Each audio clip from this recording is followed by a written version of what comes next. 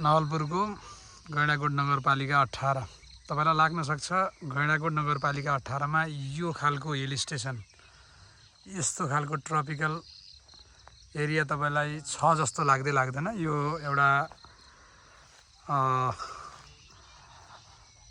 भेडाबारीबाट करिब 20 किलोमिटर उत्तरतर्फ बसेनी मगर आहाले हुँदै बसेनी भन्ने ठाउँमा भएको एउटा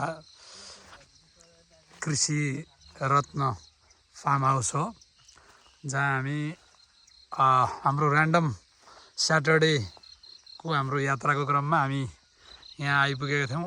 असाध्यै यो गर्मी समयमा एकदमै चिसो आई थिंक 1900-2000 को हाइट जस्तो ठाउँमा यो ठाउँ अवस्थित छ र यहाँ यो फार्म हाउसमा एकदमै हामी नेपालीलाई अहिलेको पछिल्लो समय नेपाललाई कसरी स्तरोन्नति गर्ने कसरी चाहिँ विकास गर्ने भन्ने सवालमा यहाँ यो ठाउँ अवलोकन गरेर त्यस्ता कोही व्यक्ति हुनुहुन्छ भने उहाँहरूलाई यो प्रेरणाको स्रोत बन्न सक्छ। उहाँले चाहिँ 6 बिघा जमिनमा सुन्तला कागती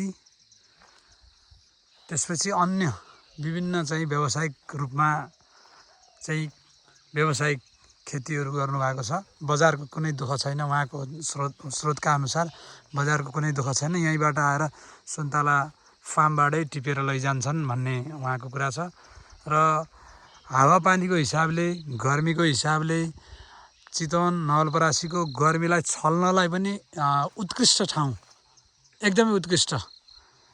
जति मैले यहाँ तपाईहरुलाई भनेको छु त्यो भन्दा पनि तपाईलाई लायक लाग्ने ठाउँ यो देखियो। यहाँहरूले पनि यो ठाउँको अवलोकन गर्न सक्नुहुन्छ। म अरू पनि यसको भिडियोहरू यहाँहरूमा पस्किने छु। अहिलेलाई